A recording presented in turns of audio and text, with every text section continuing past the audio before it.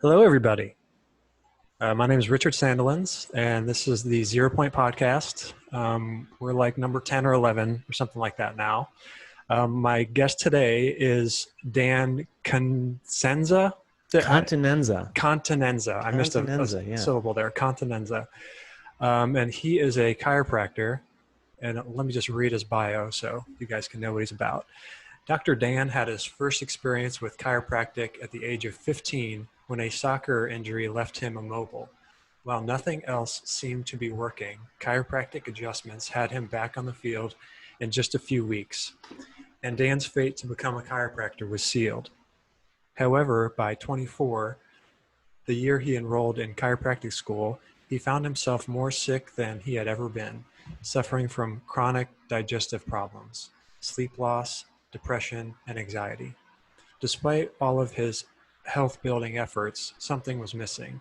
Dr. Dan discovered NSA, a chiropractic as a chiropractic student, and was immediately swept away by the science, artistry, and philosophy behind it. When he began studying, practicing, and receiving this cutting-edge healthcare modality, everything changed. Thanks to the work, his health began to improve dramatically, which continues to this day. Dr. Dan graduated from Life University Chiropractic Program in June 2017. He's a certified network spinal analysis practitioner. He is also a member of the International Chiropractic Pediatric Association and is certified in the Webster technique for pregnant mothers. Awesome. That is so cool. Thanks. Yeah, so the first thing, when I was thinking about what I wanted to talk about with you, so hold on, there we go. I couldn't see you. Okay. So Life University, for some reason, I like to always go back to like the high school, college years. Mm-hmm. And I think we got a kind of an idea from reading your bio. But so you must have been in high school or middle school when you were playing soccer and you got injured. Yeah. What was that? I would have been 14. What was it, 2014? I Yeah. don't know. That's a long time ago. I used Yeah, to I know know. off the top of my head. I could have told you. I must have been in high school. Yeah, I was a sophomore in high school Yeah. when I So got that injury. you had an injury and then did you see a network spinal analysis chiropractor or was No, it no, just no, a, no. I guess what someone would call maybe a more traditional chiropractor. Yeah, I had been going to physical therapy and receiving muscle relaxers for a few weeks, and literally was just totally laid up. Nothing was happening. And my mom had just gone to a chiropractor after 2 years of having pins and needles in her arms and legs, and being told that she essentially had nothing wrong with her. It was probably in her head, and that she should go to a oh therapist. my gosh, probably in her head. Yeah, that's nice. Right. Which in a roundabout way, it turns out that it was, because chiropractic's all about the brain. But we'll get to that. It's different. It's not what they meant, but it turned out to be true. So she went to a chiropractor, first in our family to ever do so that I know of, and my immediate family anyway. And she had amazing results. Within, I think, one adjustment, it was 50% better. 2 adjustments, 100% better. And that was right around the time that I was struggling with the soccer injury. So she said, "You're going to a chiropractor. We're going to go to this chiropractor. It's going to be great." So I went. Lo and behold, amazing things happened, as you mentioned. And I remember, it's funny, at the time, my coach really took it personally. He told me I better not go, because that chiropractor is going to paralyze me and I'll never be able to walk again, which I had never knew a chiropractor. I didn't know that was even like, wow, really? Wow, that's really dangerous. Well, I can tell you with 100% confidence that chiropractic is the safest thing on the planet. There's no danger involved. And yeah, so I ended up, that's how it happened. I ended up getting amazing results. And although there were a lot of ups and downs and roundabouts along the way, I, at some point, at that point, became interested in the chiropractic profession. Yeah. It's so interesting that chiropractic is like that. People are either totally turned off by it or they love it, Yeah. I guess there are some people in the middle though, but yeah. So it's funny that it's still like a controversial thing. You'd think after all these years that it would be, Yeah. I don't know if controversial is the word, but it's still divided. Yeah. Yeah. But I'd say a lot of healing modalities are like that, Oh, for sure. And I think there's a reason for that. Honestly, I do. And I think there's just many reasons for that. And chiropractic is controversial, maybe less so in the general public's eye, as maybe it was at one point in time. I mean, there was a time in history when chiropractors were getting thrown in jail for practicing chiropractic in states where they were not licensed, where there was no specific licensure to do so, before it was established that chiropractic was in fact a separate and distinct profession from medicine. So the medical industry was systematically trying to eliminate chiropractic as a profession altogether. And so they're getting taken to court time and time again. There was these court battles that happened. So there was a history of chiropractic that was incredibly controversial. Why do they want to censor all the good shit? I do not understand. I mean, I can't see it any other way besides them wanting to sabotage people. It's hard for me to know the reason why. Yeah, I think we can only speculate, honestly. And there are, again, there are reasons that I can imagine, that I can kind of come up with. But I think they're only touching a part of it, and they're related. It's very interesting. We're in an interesting culture. And I think what we don't realize is that, despite the positive and loving intention of medical practitioners of all variety, there's a systematic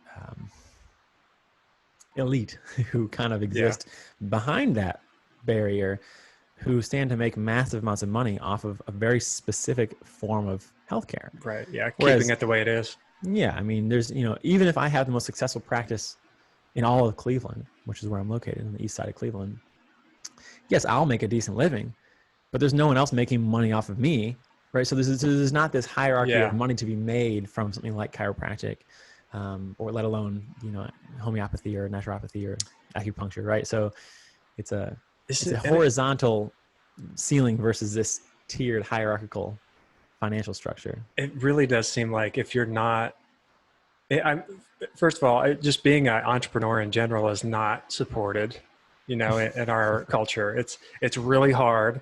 You're going to be, not getting a profit for, the first however long, not to mention going to school to get, trained in something.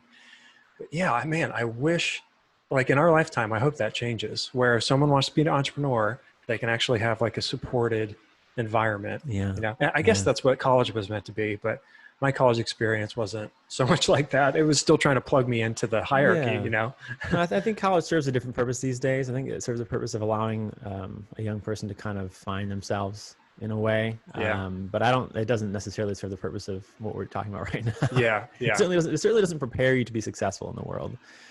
No. In and of its own. Yeah, it's more about learning diversity and stuff like that, I guess. Yeah.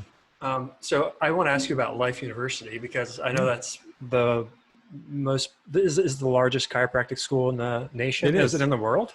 It must be in the world. Well, yeah. As far as I know, it should be the largest in the world. It's definitely the largest in the country. So what was that experience like? Is it in Atlanta? Well, Marietta, Georgia, just outside of Atlanta. Okay. What was that experience like? I mean, it was... you went for 4 years? It took me 4 1/4. Okay. It's a 3.5 year program if you're a machine. I had a few classmates who were machines. I was not. Yeah. I was a 4 1/4 guy. It was, I mean, it's transformational. I had an extremely transformational experience in undergrad, ranging from, depression in my freshman year all the way through, honestly, it was like really the next 3 years were the most transformational time of my life. And then, went back to college again. Oh, wait, so the undergrad wasn't Life University? No, undergrad was actually Ohio University down in Athens. Oh, okay. Nice. It's a very special place in my heart. Yeah. And then I went back to college, I took a year and a half between. And so I was ready to go back. I told you, I took a roundabout approach to chiropractic school. Multiple times between my soccer injury and actually going, I decided that I was never going to chiropractic school. I was done with school. I'll do something else, and ultimately I found myself there. And it was actually pretty shocking, because I had considered myself to be well-traveled, great at making friends, super calm, cool, collected dude, healthy for all intents and purposes. And when I got to chiropractic school, it was really interesting, because it's hard for me to remember what the beginning was like, because what the beginning was like for me was this time period where I became extraordinarily out of place in my own body, physically and emotionally, because I was super sick and I could not get a grip on my health. And I also kind of realized again, I don't know, what was I was 24, probably 24 years old. Maybe 23. Oh, what year was that? I was 20 something years old. Yeah. And And it's funny, it's a 23-year-old. We'll go with that. I think I was 23 at the Yeah, it time. must have been 23 because you probably Yeah. graduated at 21 from your Yeah, undergrad. Yeah, exactly. Yeah. 21, So 22. 23 years old. I kind of in my head, I thought, well, I got my shit together. I know who I am. I know what I'm all about. And I found out that my identity was so um, flimsy. my sense of self, my Yeah, sense of identity was so flimsy um, that I got thrust into this new program in a faraway place where my health was failing me. And it was actually a really chaotic time for me. yeah, Fortunately, I had, schooling for me was not a huge challenge. So I was able to more or less breeze through the initial part of the program. yeah. But I really had to kind of struggle to get my feet under me.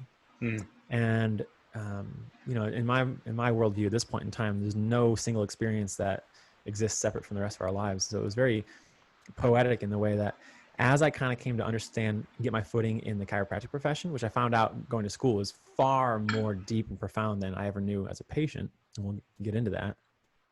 But also re-identifying, how to make friends, who I was when I hung out with people, yeah, how to get my health together. Like all of these little elements all became part of a coherent story. And then the year this all was happening, where I was starting to get my footing, feeling confident, kind of rediscovering myself. It's also when I met my now wife, Christian, which was, she's the most important person in my life, alongside my daughter, Isabella, who's our daughter together. So this is, yeah, this time in my life when the experience of chiropractic school is nothing short of the experience of my life transforming itself yet again to a new state of being. So it's hard to tease out exactly which part of that was school, which part of it was just me in my 20s yeah, having a revolutionary experience of yeah. myself. I wonder how common of an experience that is for someone to go to college or school, usually in their 20s, and get sick, because I had that same thing happen to me in my undergrad. So I was, 19, 20, 21.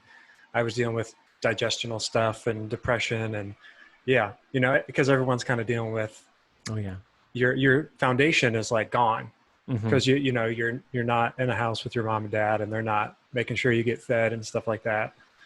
And Yeah. yeah, that's why I wonder about just the secondary education and how healthy it is. Mm-hmm. I mean, Well, yeah. And I you're see, obviously saying like your suffering, it came with some positives once you got through all that, sure. And I think that's definitely a part of growth and healing is facing our own suffering, our own turmoil. But I don't know that it doesn't mean that the way we're doing it is the right way to do it. Right. Yeah. It's like, just because it's working for some of us doesn't mean it's the way we should go about it. And I think it doesn't work. I think it works poorly for a lot of people.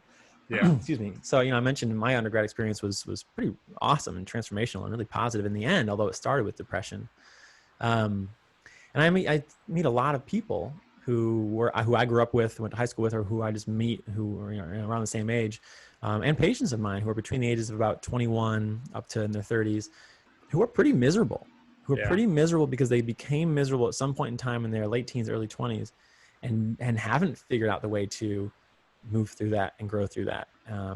And I would say that it is absolutely a symptom of our society, and not just socially or economically, which a lot of people want to point to our social, economic, or political system as the fault, but it's part of the human condition that we haven't figured out yet. I mean, there's a spiritual element to it, where there's a spiritual sense of a loss of identity and a lack of understanding of how to, in my experience personally, I'd say that, a strong spiritual underpinning and a sense of our place in the cosmos is kind of the bedrock on which the rest of it has to get built. It's not just the social structure that's kind of weird. I think we as humans just aren't that well figured out yet. Yeah. you know? Well, it's definitely a growth experience for sure, to be a human.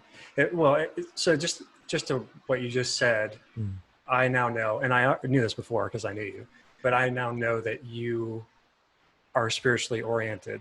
So you kind of had an idea that you existed maybe before you were Dan. Is that true, or am I making a jump? Yeah, no. That is true. And it's funny because, I don't know. It's when I was a kid, I actually remember one time asking my mom, I was like, I must have been 4 years old or something, 6 years old, maybe. I don't know. Very young. And we were at a pool somewhere up in Northeast Ohio here. And I remember asking her, like, if you didn't have me, who would I be? And, you know, I remember asking the question very clearly. And at the time I couldn't have rationalized why, like where I came up with that question or like what I actually meant by it. But yeah, I think that's a really accurate thing to say, that there's a, Well, and it's funny that in our schooling and our culture, that's like completely like, don't even talk about that. You know, it's like, no, you were born and you're here, and you know, you need to get educated because you go to school and stuff. yeah. Whereas, well, no, I mean, I could have had an experience before I was this body. You know what I'm saying? Man, I hope that changes in the culture too. Like, I think how cool it would be to grow up in India, where like reincarnation is just like, yeah, you were definitely a soul before you were a kid. So that like the parents know that, and the societal structure knows that, and everything. That would change a bunch, I think. Yeah, I agree. I think we're materialist to a fault in our culture. No doubt about that. Yeah. Okay, so let me go back to Life University and get it back on chiropractic. So, I mean, there must be many different types of chiropractic care. Hundreds. So how many different styles or types, modalities do you learn in that? And like, when do you kind of pick yours? Yeah, that's a great question. So in a lot of chiropractic schools, you really only learn one model, and it's really the pain-based model. So a lot of chiropractors and a lot of chiropractic patients assume that chiropractic is for back pain and neck pain, or headaches if you're lucky, right? And that's it's just not the case. At Life University, I was fortunate. It's one of the few schools that teach what we would call a philosophical approach to chiropractic, which begins with the idea that there is an intelligence in the universe, and that intelligence manifests in living beings as this innate intelligence that is constantly healing and repairing and restoring and organizing our entire being. Nice. And that it's through the interference of stress and trauma and the way it affects the body that we start to fall out of health. And by removing that interference and reconnecting the brain and the body, health becomes a natural state of being. Right? Nice. So that's the premise. That's the philosophical premise of chiropractic. How you achieve that is incredibly varied. So at Life University, we're taught, I think, 6 techniques within the curriculum. And then we had dozens of technique clubs on campus that you were free to take just doing your free time. You could do electives for school, and being one of the hubs in the country for chiropractic college, we had many, many seminars coming through Atlanta all the time. So most of my education for technique actually occurred outside of class. And the way we kind of found our own techniques was just by experimentation. You know, you met someone who said, "Oh, come to this club," and you went, and it just made sense to you. And it's interesting it's funny. I've been thinking that, you know, the bio part of my website that you read from is the one part of my website I haven't changed in a long time. And you were reading it to me, and it's still accurate, except that now I actually don't consider myself strictly network spinal analysis or NSA chiropractor anymore. I've since incorporated a lot of my own education and modalities I've learned or adapted through my work studying with my wife, who's a craniosacral therapist. Nice. Through 2 different schools of thought, one more physical, one more energetic. Through my work with the biodynamic versus, Upledger. So, Nice. so she studied both of those schools, and we've gotten to kind of, you know, wrap our heads around both of those and dive in and get deep with those. And you know, I've kind of brought to the forefront a little bit of the majority of the techniques that I've learned in chiropractic. They've kind of made their way into what I would consider is, to me at this point, and I was thinking about this question, like what really is technique, or the question that I've heard posed a lot is, do all techniques work equally? And that's a common discussion within chiropractic, because again, there are dozens of common and well over 100 ever established techniques in chiropractic. So there's many ways to do it. And I was thinking about that, and I thought quite literally that the technique is almost nothing. It's almost nothing. It's definitely a tool that you can refine and get better at. But if anything, I see it more as a ritual that I hold with the person who is to do the healing, right? Because the healing happens from within, not from my hands. Right. And we hold this ritual with me having the responsibility of making sure that the outcome is one step closer to a healthy body and spine than they had when they walked in the door. But the technique is it's almost like the symbol. It's almost like the I don't know how to describe it. It's the thing that passes between us, but it's not the thing that enacts the healing, right? Because the healing comes from within the person. Yeah, it's the exchange between the two that triggers the healing from Yes. within. Yeah. Yeah.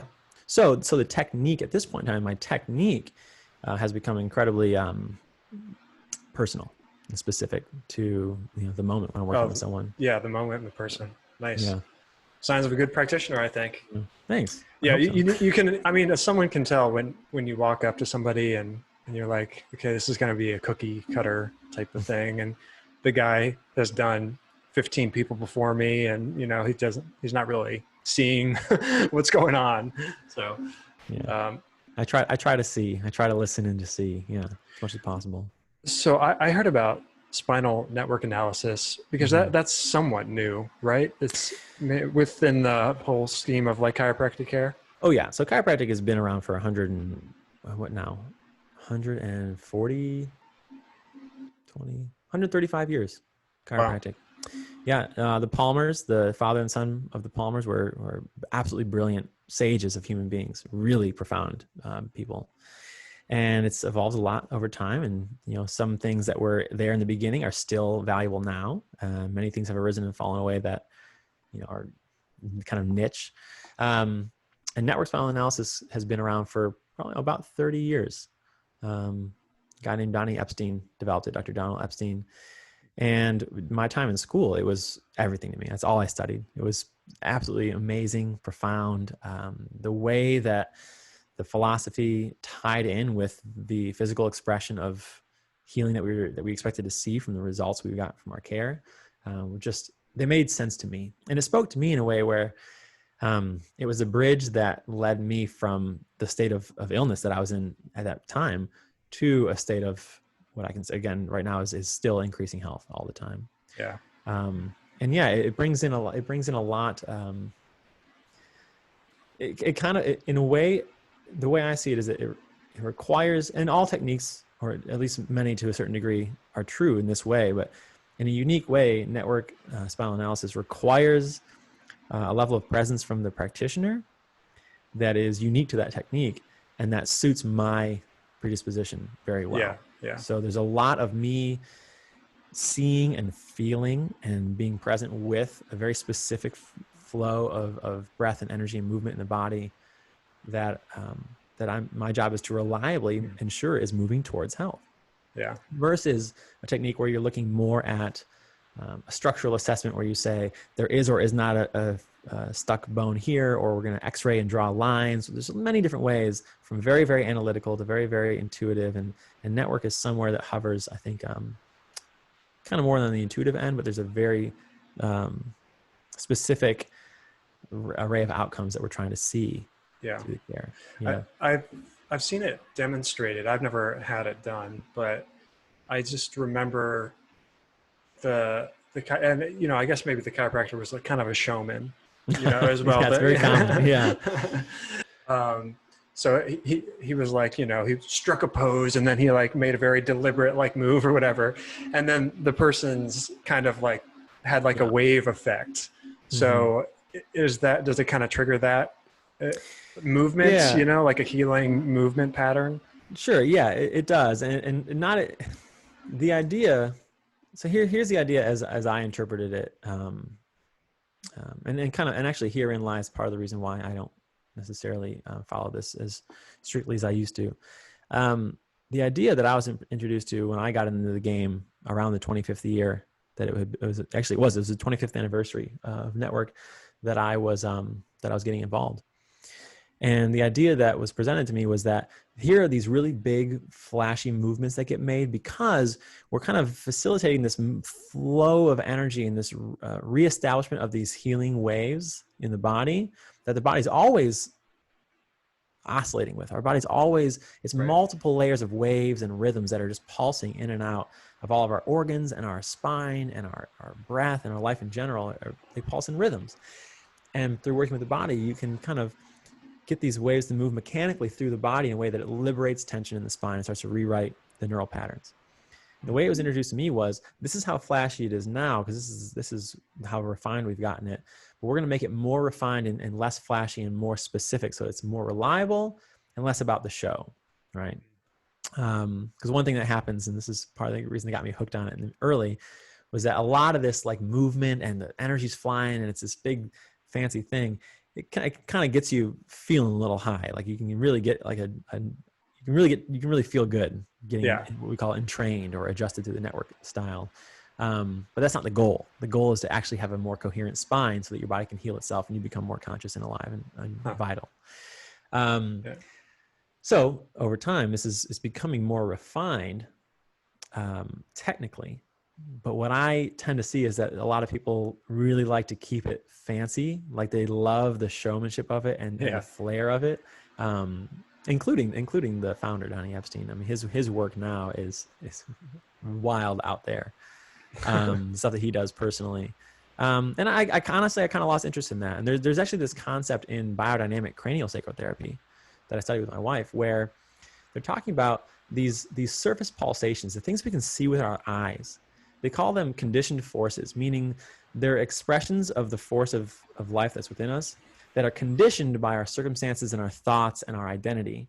So the things we can see with our eyes, the surface level parts of ourselves, are really just bound up expressions of kind of the tension patterns that we have in our body and the misrepresentations we have about ourselves. And so we're kind of living out these only half true expressions of ourselves. But at all times, there are deeper rhythms that we can live by and exist within that kind of carry, it's like a carrier wave that always has the perfect signature of our health within us. And that's the thing you want to interact with, not these surface rhythms that look really like, even in craniosacral therapy, you'll see people kind of like shake their body out a little bit, take big breaths, kind of, wiggle their neck. And so there's some movement involved with that as well. But that stuff doesn't mean something's happening. What means something's happening is that their experience changes, the quality of the tension between their spine and their muscles and their joints and bones is changing. And there's actually an actual movement towards an expression of health. Yeah. Now that's the goal with network spinal analysis for sure, is that movement towards health. But I noticed that I personally had a tendency to get lost in the weeds of, am I trying to do the technique or am I trying to help this person heal? And for me, that became a fork in the road. Yeah. Where I couldn't. That's really cool though, that you together. Yeah. came to that spot, because I'm sure not every chiropractor even thinks about that. I think about a lot of things that I think that are pretty yeah. I had something. So, So I'm thinking about some of the people that I know in my life that are just tight, like they have identified themselves as like a rigid person. And then I'm seeing them like go get this. Have you ever adjusted someone and they just like don't feel the same? They don't feel normal because they're like, man, I can't grip myself like I used to. I don't feel like I'm in control of myself anymore. Mm-hmm. For sure. And that happens in a couple of ways. And you mentioned it. I mean, I love that you brought the identity into it. Like they identify themselves as a restricted version of themselves, which is so common. And we all do this. And we talk about our culture. Right. Exactly. Yeah. We identify and then we feel attached to, if I'm not this way, then who am I? I was like, that's a great question. You should ask that question more often. If you weren't rigid, who would you be? Would you be expressive? Would you be compassionate? Like this. So those are good questions. And working with someone who's kind of like that has a couple different ways that it plays out. One might be that there literally is no experience. That they have no, again, I'm always making sure that something's changing. That's my job. Make sure something's changing towards a positive. So that's within a single session, there's always something that's going to change. Doesn't always mean the person's going to experience it as having changed, right? So sometimes people's that kind of identity or that identification with their tension is so rigid that at first it's like there's movement, but it's imperceptible to them, right? Yeah. And other times you have someone who will get up and just like, they're a different person. Like they can't believe that much change actually happened. Yeah. And I use very gentle touch. I don't twist and crack bones. I'm not pushing on anyone. I use very gentle touch. And so sometimes people will have a small or a large change and their perception is huge. The perception is like, wow, I can't believe what's different right now. Yeah. Sometimes, like you mentioned, that'll come up with a lot of instability. It's like that sense of rigidity was also the thing kind of holding them together. Their sense of being stable. Yeah. Yeah. Yeah. And so then there's this walking of a line that we have to do where in order for you to transform and become the healthy version of yourself that you're hiring me to become, that you want to be, that you're saying is your goal, there's going to be this oscillation into chaos and back into stability, into chaos and back into stability. And it's those moments of chaos that for some people they experience as just like freedom, new energy, new availability, new possibilities, Wow. new thoughts. Some people experience it as danger, too much instability. Yeah. Right? And so then we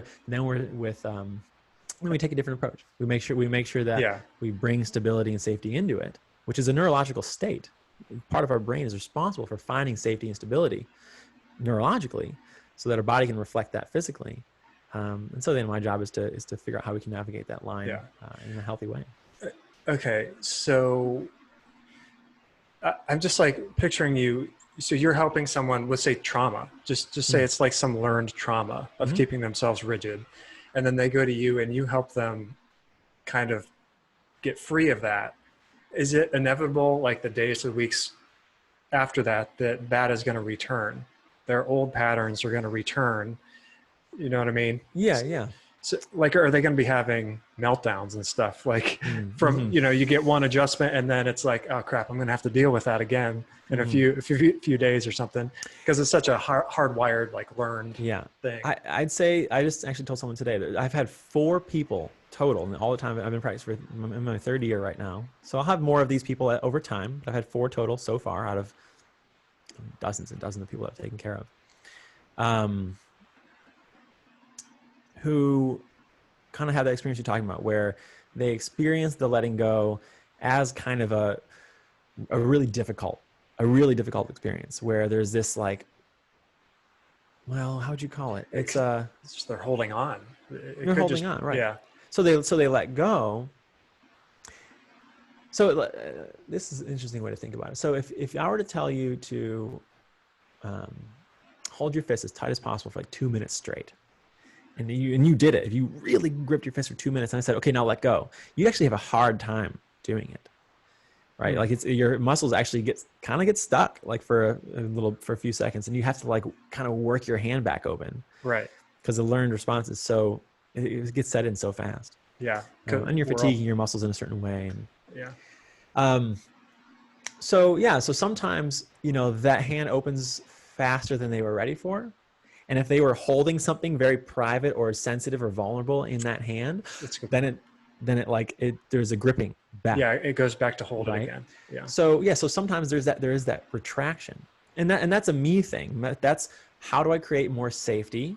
How do I create more opportunity and stability so that their body is allowed to do this thing? It is allowed to open in this way. Because if I were to say to that person, well, you just need to face it. Well, then that's not a very good chiropractor. Yeah. It's just part of their experience. And then my job is to make sure that it's as easy as possible. Now, those 4 people I mentioned, the 4 people I'm thinking about, the conversation was basically like this. Honestly, I think this is going to happen no matter what we do. And all I have to ask is, are you okay with it? Because the first question is, how do you feel? Okay, the answer is awful, right? Okay, are you okay with that? Yes, right? That's a totally different thing than I feel awful and I'm not okay with it. Sure, right. Yeah. I've had a few people who have had that experience where it's like, okay, well, we need to, your body is telling me that we're moving forward, balance-wise, tension-wise, all the things that I'm looking at with my eyes and my hands. And I think, and the expression of this like recoiling is, unfortunately, it's part of the wounded self that gets exposed. Well, it's interesting that your wife, right? Mm-hmm. To pair that with craniosacral seems like that would be pretty valuable because awesome. Yeah. I mean, I've had craniosacral and just to kind of have someone guide your body through gentle movements. It's like she could help you guide through that point where you're going to grab, so you could be like, okay, I'm going to grab right when she does this thing. And then you don't, because you know that you're getting a procedure, and then you go, you see the swing one way and you see the swing the other way. That seems like it would be a pretty healing thing to go along with this, the network analysis. Yeah, and we have a great great synergy that we have together. And she's actually been out of the office with our daughter, who's amazing. Yeah. Teaches us a lot. Oh yeah. And How old is your daughter? she's 6 months old. So, 6 months okay. old. Yeah. Next, So she's with mom. She's with in mom. a few days. Oh yeah, yeah. But mom is returning to the office this week actually. Oh, nice. And so I'm really excited to have her back, and she's excited to be back. So a couple days a week she'll be getting in, and we'll get to resume. Okay, there are some people who specifically say, okay, we started this way. I'm actually going to move one visit a week or one visit every other week or whatever over to with Christian, because that combo. And some people will actually see back to back in the same day. We have to kind of mold that container. And again, thinking of technique as a ritual. Even if we practice the same technique, because I'll use craniosacral holds sometimes and when I'm adjusting people, but we're two different people. Her room's different than my room. Our relationship with the person on the table is different from each other. So we really get to kind of curate this container that fits that person's need. Just so, right? So that there's the most healing, the most opening, the most, for some people, the safest. For other people, the most spontaneous, right? So everyone's needs are a little bit different. Yeah. Some people who, some people actually need to get opened up faster because it's such a slow process that their body's not, doing more means they learn faster and they can handle it, so it's different for everybody. Yeah. So you brought up healing division. And I don't know if you were just thinking about that in terms of like working on a client or something, or if you were talking more about like a cultural thing, because we're in kind of a cultural divide. I messaged you earlier. And just like having common ground. And you mentioned that we're going through a trial right now. And I think that's interesting because when people are healing, they're kind of going through an inner trial, Absolutely. Absolutely. Yeah. And I see everything that an individual goes through as a reflection of the whole. Every time I can't see it any other way. Now it's a highly specific for the individual, of course. But yeah, so you asked, what was on my mind. There's been a lot on my mind. Yeah. What are you feeling passionate about? Yeah. And one of the things that so I have my own, I have my own podcast that I've been playing with for a while. And, nice. I kind of shifted my focus recently to, the question I've kind of asked myself in my own podcast is like, how do I change the conversation so that I'm not lecturing at someone or trying to teach them something specific, but like talking my way through something where I can drop down a layer into a place where I and someone who I disagree with on any variety of topics come to an understanding. Yeah. And I postulated this thought by which when we find that commonality together, we don't disagree. It's like, oh, let's be nice so that we don't have to argue. And that's not what it is. When we actually find connection, something happens inside of us, in our hearts and in our brains, that I believe actually tunes us for more connection, but also a clearer vision of where the heck we're going. And so, what I mentioned to you was this idea that, there's a lot of division. I mean, it's an insane amount of division going on right now in our culture. Yeah. And I was caught up in it as well. Like, how do I think I'm right about this, but I don't know about this, and I got to figure out this. Maybe I can explain to this person why I'm right, and maybe they'll come to my side. And you realize it's not about sides, because I've seen so much arguing where each person is 100% convinced, or 100% in belief, or have faith in whatever viewpoint they're taking, and the sum total result is a drop in energy. It's a drop in vibration. And I know what happens neurologically when that occurs is that we go into fight or flight. When we go into fight or flight, the part of the brain responsible for the most conscious, elevated expression of ourselves, our frontal cortex, where we identify who the heck we are, we actually lose the capacity not only for self-reflection and control of our emotions and behaviors, but we actually lose our reality processing capacity. So what I'm seeing is, and this happens in my people who come in my office. I take care of people not to take away their pain, but to add coherence and possibility to their life, so that people, through getting adjusted, yes, they feel better and their body starts functioning better, because the brain controls all of our muscles and organs and ligaments and tissue of all sorts. Mm-hmm. But there's also, the brain starts to get new stimulus, new opportunities. It starts to see things differently. It's like an eye opens up in our brain, in our frontal cortex, and all of a sudden we can see new opportunities in reality. And we can find more safety. And so that decisions that we used to be unsafe, or decisions that used to be invisible, become safe or become visible, and they can make changes in their lives. I see that culturally happening, if not globally, where when we enter this confrontation, especially in social media, when you're staring at a screen. When you stare at a screen, you automatically start to lose control over your frontal cortex. That's why you get into the Facebook scroll. You're hitting that dopamine button, and your frontal cortex is just dropping, right? And I get stuck in it all the time, man. And it's real. It's a problem. So because the news can be exciting sometimes too. It can be, well, it makes you feel like you're like in something. Like I'm involved here. Like I'm learning. I'm part of this. I'm up to date. Yeah, you're up to date, right? But you're really not that up to date. Not near as much as if you walked over to your neighbor's house, knocked on the door, and asked them how they were doing. Then you really learn something about a real person in the real world, right? And that kind of connection, where you connect with somebody, you see their face, and I'm looking at you, your handsome face. We're having this interaction. Even right now, we're one step removed from having our brain stimulated in this healthy way, and what's called our social vagus nerve toned up, so that we stay in a peaceful, healing, rest and digest state rather than fight or flight. When we see each other face to face, and we can come to a common ground, amazing things happen in our bodies. When we're on the internet arguing with people, amazing things happen in our bodies, but it's this direction. It goes down. We lose our capacity for safety, for stability, for concept of reality.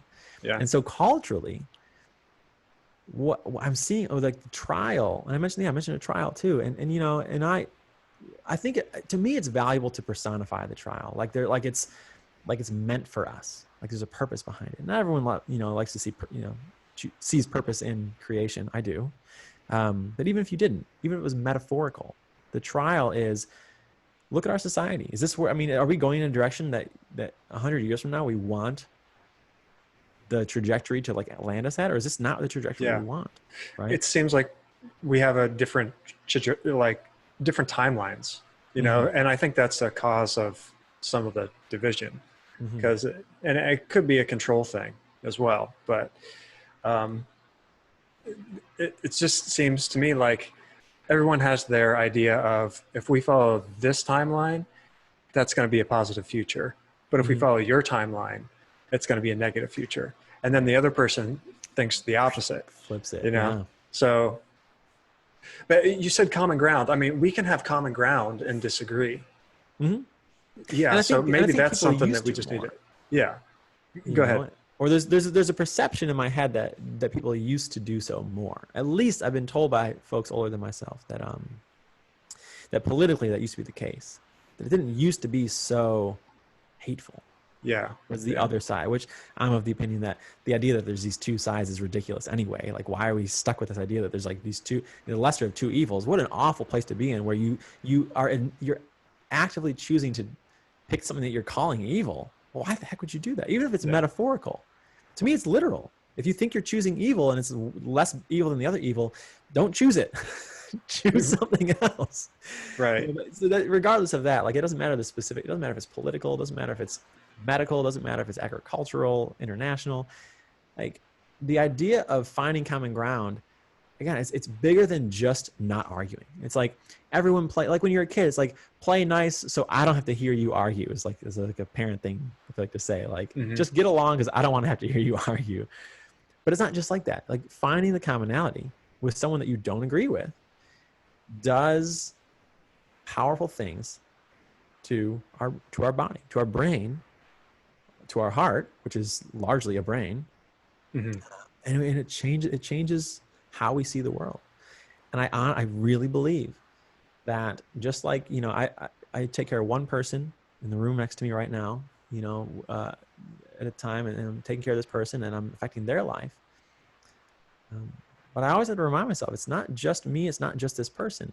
That every person who is uplifted from the state of lack or suffering or suboptimal perfection that they were in to a higher state, or a more coherent or a more conscious state, that ripples It ripples throughout humanity. And if two people come together, and together, instead of devolving into an argument where each person is committed to just standing their ground, there's something that off gases from that is unhelpful. Yeah. Right? It kind of persists into the future, because then you think about it, ruminate. All Facebook arguments are the worst for ruminating. I walk away from the screen thinking about this person. Like, I don't even know this person. Or if I do, I used to have a good relationship, and now I'm ruining it because I'm arguing with them on Facebook. Right. Not helpful. But if we find commonality, I think that coming together of two people has a far more profound impact than even with a single person.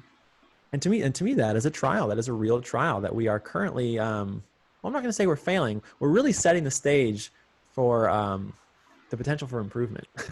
Yeah. Yeah. And I think everyone agrees that the months and years ahead are going to be very interesting. And so this brings me to, because you missed another thing when I asked you what you were thinking about, decoding messages from a higher source.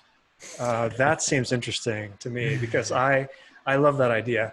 And, I have some close friends that I guess they would say they're atheists or don't have beliefs, and that's definitely, it's hard for me to kind of be around them and like have a good discussion with them, because it's like, dude, God could be speaking to us right now. Like, you don't want to, like, it makes me happy to think about that. Yeah. So I don't know, in your experience, what are those messages like? I mean, how can you tell if you're getting a divine message versus like just a thought?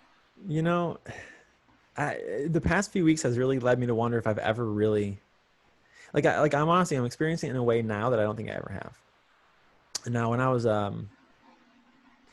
was going through college in particular, between a lot of meditation and like late night fire and lake jumping rituals with my friends in college, and exploring with psychedelics as well, I feel like I got a lot of like messages about, yeah, you're on the right path, and you're doing the right thing, and and even though during my late teens and in the mid 20s, I was actually getting sick physically. Even that I see as a setup, as the creation of, it's like the negative pressure, the potential being created for this catapulting up into a truer sense of myself. But I don't think I ever actually I think I always saw it as metaphorical. And I didn't grow up religious. I grew up in a Catholic church. I personally never adopted the concept of religiosity in a way. But in my adult life so far, I've always had that. I always kind of jumped on that tagline of like spiritual but not religious kind of thing. I think people have heard that. Right. At the same time, well, I mean, nothing turns people more off than religious right, stuff, So yeah, which is interesting, because I mean, it's like a really big category that describes like a huge number of things. Right. But then we do this, like, I don't like it. Yeah, they always go, well, what kind of religion, and, right, and what's your dogma? Yeah. Which again is part of this thing, that you're setting up this idea that, oh, well, I'm going to figure out if I need to alienate them and disagree with them before we even connect. Well, what if you connected first, then found out? Yeah, that's a good point. That's a good lesson for, don't label somebody. Right, because what if you found out you both loved soccer, and you like talked all day about soccer, and you're like, oh, you're a religion that I don't follow. Oh, well, that's all right. Hey, let's kick around the soccer ball. Like, there's just something as simple as that. So I had this idea for a while, and I also love testing myself and opening myself authentically, not to be confrontational, but like really being able to comfortably have a conversation with someone who does not at all believe what I believe, especially spiritually or religiously. It's a big passion of mine. I'd rather figure out how to have that conversation. And even if I have to change my language, I don't care about my language. It's like, I'm very intentional with my words in my own head, in my own time, but I have to change my vocabulary to have a meaningful conversation with someone. No problem. I'll do that any day. And so anyway, so the long setup here is that I don't think I ever really saw, so far in my life, this idea that there's a creator, though I've always had this belief, there's a creator of the universe. And And in What chiropractic, we source? say that there's this intelligence in creation. Well, whose intelligence is it? Well, it doesn't matter. But it's there, and it's flowing through the body. So there's this concept, but it was always kind of metaphorical. And then, just a few weeks ago, I was trying to understand the situation with the coronavirus and the numbers and the immune system and how viruses work and this and that.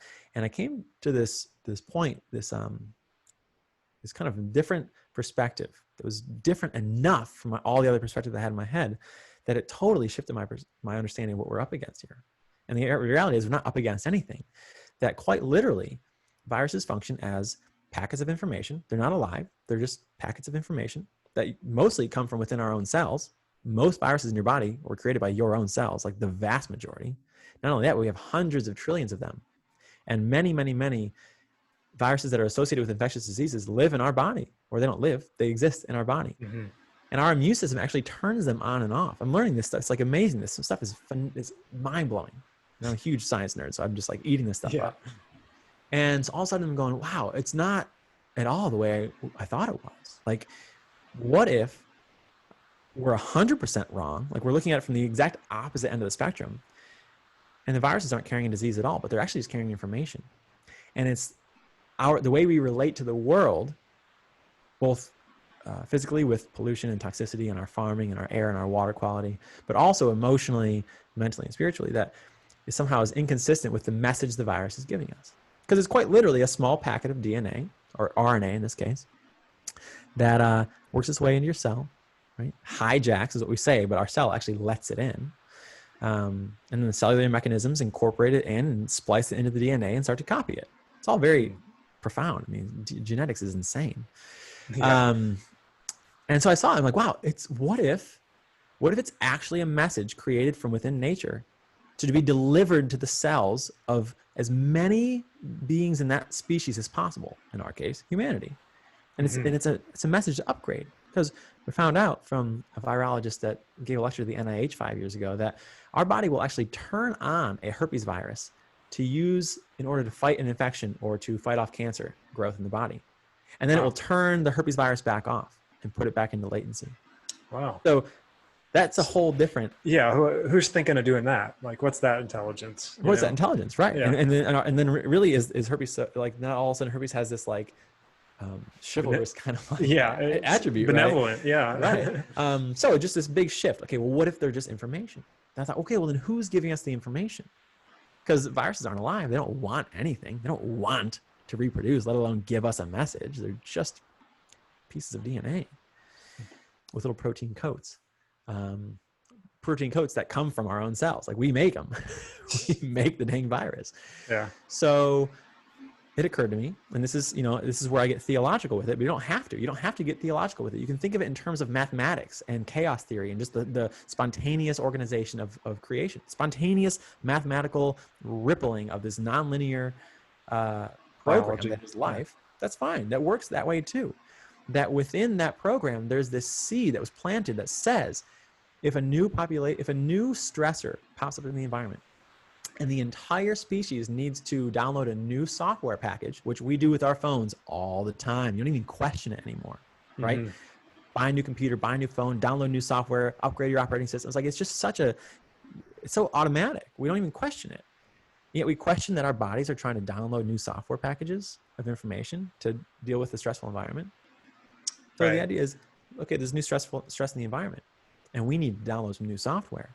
Well, who's the programmer who made the new software? Who's the architect that built this thing? So in my mind, I go theological with it. You don't have to, but all of a sudden it hit me. I was like, oh my gosh! In a very physical way, God is infusing a new message into material reality that's being disseminated as a genetic upgrade via virus. And all of a sudden, my eyes burst open. Like, I feel like I'm seeing this totally differently now. And I know, so there's a concept that I'm playing with right now. Again, if you're atheist, I don't think I'm gonna have to lose you on this one, but this idea between in this new age kind of culture that I have kind of been a part of for over a decade, about a decade, I always just assumed like the spirituality was metaphorical in a way. Mm-hmm. The non-physical was always metaphorical. Obviously, non-physical or non-visible energies exist, but those are still physical matter. They're still part of the universe. The non-physical is always metaphorical. And then it hit me that this idea that I've heard that there's always a spiritual rebellion that precedes or coincides with a physical rebellion, material rebellion. Mm-hmm. So in the human world, when we see ourselves in a trial, up against something, struggling, and against ourselves and each other, that's the hallmark. What we see right now is that we're against each other, which is insane. I mean, every population in the entire ecosystem thrives in cooperation. And it's a no-brainer. I mean, it's always the case. Even if that includes predator-prey relationship, there's always cooperation, there's always balance.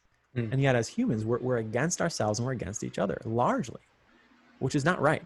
It's not biological. Huh. So if from an atheist point of view, it's even more insane. It's not biological. We should be in cooperation. So there's this concept that there is a spiritual reality that underpins all of creation, in which there is also a rebellion or a trial occurring. And that's why we're experiencing the physical realm. So the message that I got, that I feel like very strongly is coming from a divine source, is that alongside this genetic software download that we're getting via the virus, there is a spiritual message that is also being disseminated simultaneously. Yeah.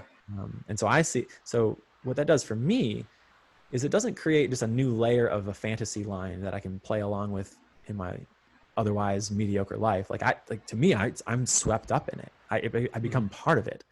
And so to me, that creates context to understand and to accept, which I was not doing all year. I was not accepting what I was seeing with my eyes in the world around us, this level of division and misunderstanding. And I finally feel like I'm accepting it. And I know scientifically what that does to my brain, that it starts to rewire and retune my brain and the vibrations and the neurological connections in my heart for a more amplified message of connection and acceptance and compassion, which are really hard to cultivate by choice, right? Which is again, is part of the feeling that I'm having of having wisdom bestowed upon me, not having attained it myself, which is new for me. That's brand new for me. I've never felt that way before. So that's where that's a novel experience. That's pretty awesome, man. Yeah, I enjoyed hearing that whole thing that I wouldn't have got any other way. So yeah, appreciate it. Yeah, no problem. Well, so tell us about your podcast. How long has that been going on, and what do you focus on? Or you just kind of, it's whatever you're feeling passionate about at the time, or? Yeah, I started it with a couple different ideas because, I'm in business. I'm a business entrepreneur, a businessman of sorts, and quite literally, that's what I am, alongside being a chiropractor and a husband and father and whatnot. And so I started it as an attempt at a marketing endeavor. And I thought, well, what I'll do is I'll educate about health, and then I'll interview other health practitioners in the area, and I'll kind of use that as a, hey, you share me, I'll share you thing and whatnot. And I very quickly found out that it was uninspiring. I mean, it's very effective. I've seen people do it effectively, but it just wasn't inspiring me. It's I have other ways of marketing, and that's not what I want to do with this. And there's this concept in business coaching that we need to get really clear on our personal brand and our practice brand, and know what we're expressing and who we're showing to the world. And I thought, well, I have a personal brand. I'm this person who's attached to my business, and I can't separate myself from my business. And so my voice kind of has not that anyone necessarily cares, but it carries weight, at least in relation to my business. If I say something, if I was going to get on Facebook and start making ridiculous rants and making enemies, that would absolutely impact my business. There's no question about that. So from the other end, if I'm going to speak, I might as well speak in a way where someone can really understand me and see who I am. And if that draws them to my business, then great. But I'm not going to pretend that I'm doing it for my business when I don't really want to. So anyway, I started off with this little health education effort, and everything I did in my first few podcasts is very authentic, very true. I've meant everything I've said. And I was interviewing people, and I liked some of them, I didn't like other ones. And I just felt like I was kind of like trying to make up content and make up ideas. And then a few episodes ago, I kind of started this train of thought that I've had lately of how can I express something that's actually going to be worth someone's time to listen to? Like, am I just talking because I want to, because it's fun for me, or it feels good to get my voice out there, which is also true. Mm-hmm. Like, if someone's going to listen, like, is it actually going to be something that's worth them listening to? And so the last few episodes have been that last little jaunt that I just did with you is something I haven't spoken out publicly before. And I actually will probably take some of that for my next podcast, where I want so badly to come to a place of connection and understanding with humanity, with everyone else, with everyone. And so I'm talking my way through these ideas where I'm starting in the woods, and I'm trying to find the way to the entrance. Yeah. Right. The way out of the woods. And so I'm talking my way through these ideas that to me are kind of, I feel like I'm being pulled away from argumentative, opinionated, areas where my mind rules, where it's like, oh, I know this and I'm going to tell you, because then if you know, then you'll know what I know. It's like, it's not what it's about. There's something I'm trying to say. I don't exactly know what it is, but I'm going to speak it out in as coherent and as real of a way as possible. Mm-hmm. And by the end, the goal is that I know something different, and that you know something different, and that it's valuable for both of us. So that's what I've been doing lately. I really like it a lot. What's it called? Is there? It's called Take on Life with Dr. Dan Continenza. Take on Life. All right. It's dual meaning. Yeah, we must be able to find it on Facebook or. Yeah, it's actually served through a podcast server online that kind of puts it out through iTunes, podcasts, Spotify. Oh, right. It distributes it out. Yeah. So do you have a video that goes along with it, or is it just the sound? Just sound. Nice. I have not recorded it. Yeah. So, cool. So yeah, I post them on my personal and Facebook pages whenever I do an episode, and then I have those channels through iTunes and everything. Nice.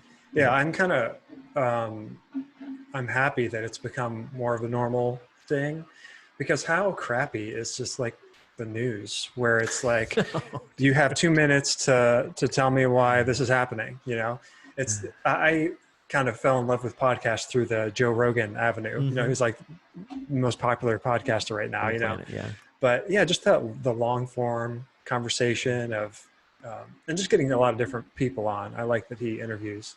Is it sometimes is it just you, or do you always have somebody? Lately, it's been just me. Yeah.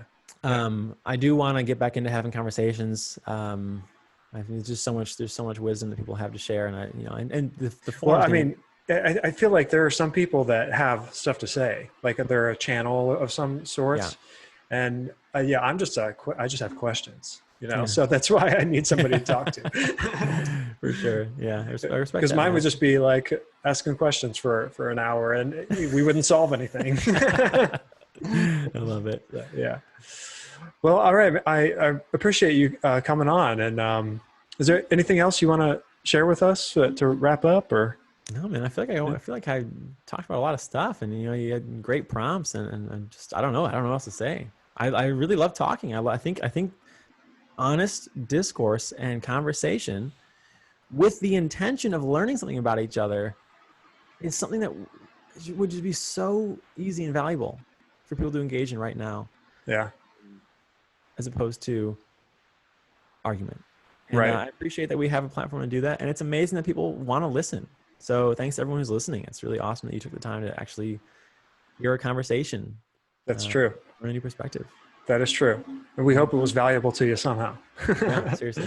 Well, yeah, I hope we can do this again. I'd love to have you on the show as often as you want to come on, Cool. So I love it. Yeah. All right. Well, have a good day. And thanks again. Tell the wife and the kids I said hello. And Will do. Yeah. Yep. All right. Appreciate it, man. Take care.